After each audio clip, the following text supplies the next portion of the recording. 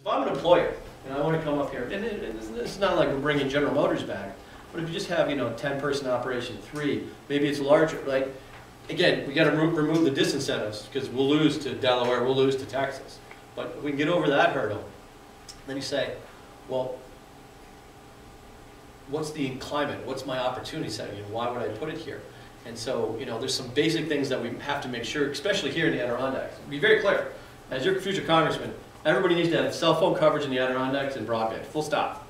That is the role of government to provide that, just like having sewer, roads, water, those basic services. If you're not going to be able to go ahead online and do all the fancy stuff, if you can actually driving from Alex Bay to Saranac, you don't have cell phone coverage, like any rational employer is going to have a pretty tough time with you, okay?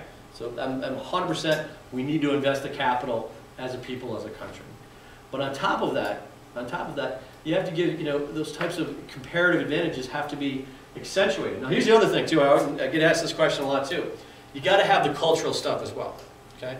Like, have some guy who's got this great nanotech firm or something great, awesome, he just loves it here, whether it's Saranac or LP or Tupper or whatever, wants to live here, he's going to do a whole thing here. But you still has a wife, still has kids, and make sure that those types of cultural resources, and this is true, like when you talk to corporate recruiters, you talk to, like my brother, he's been around the country, he lives in Syracuse now, but been in Houston, other places. It's all about, okay, what's the wife want? Is there enough culture and things like that? So as much as it's just about growth and jobs, you got to make sure that you have the environment, again, the comparative advantages, but also the environment that get people to stay. The company's like, hey, I can't retain employers. Just like we talk about retaining doctors, similar idea. If you're a urologist making $500,000 a year, you can live wherever you want in the country. How are we going to get them to Saranac? How are we going to get them to Watertown? How are we going to live in Plattsburgh? You've got to think about these things.